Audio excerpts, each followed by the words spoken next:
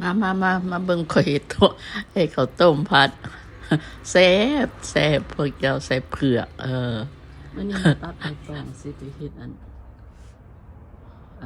ขนมข้าวต้มกล้วยใส่เผือกกินพวกเจ้าค่อยก็ตัดงานี่ออกใบมันใหญ่แต่มันอยากแข็งนะพวกเจ้าอันนั้นอันนี้แบบกล้วยเตี้ยใครมันบ่ตัดก็ซอยไปจังซี่แหละลมพัดมาแล้วก็ซอยใบจังซี่แหละก็ตัดแล้วค่อยก็มันปลาตากแดดนี่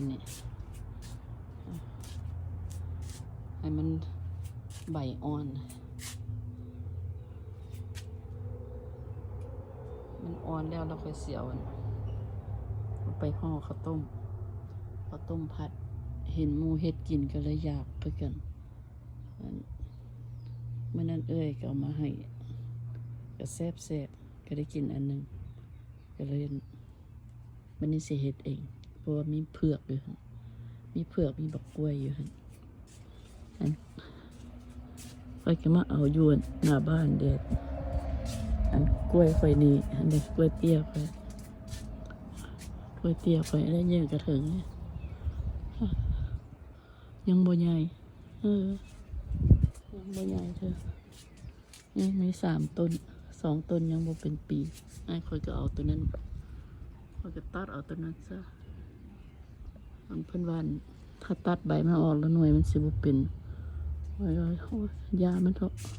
ค่อยก็อยากได้ใบมันเนาะค่อยก็อยากได้ใบมันมาห่อนั่นห่อนี่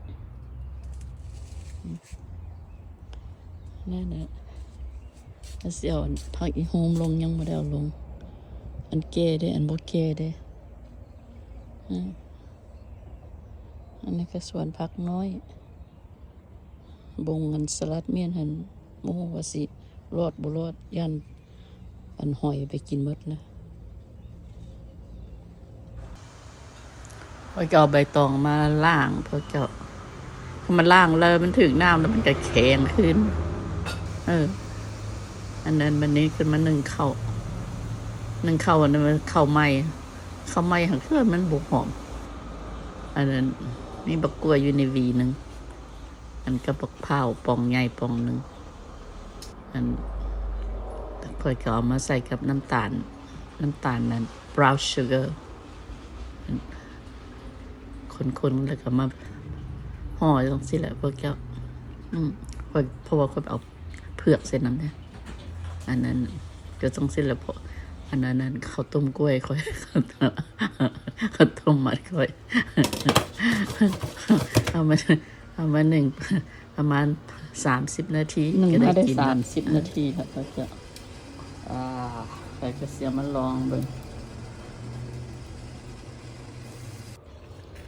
ตัวนี้ไม่นั่นอันตัวสุดท้ายใบตองมด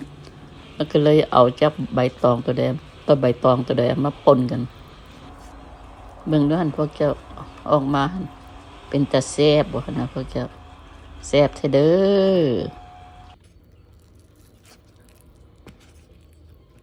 ต้องแซ่บแน่นอนอยู่แล้วเพราะว่าก็ซีมาก่อนแล้วเด้มันเป็นอาหาร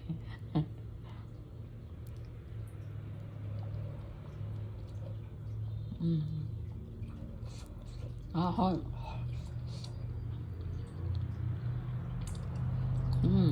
ฮอยพอดีบ่หวานหลายแซ่บพอดี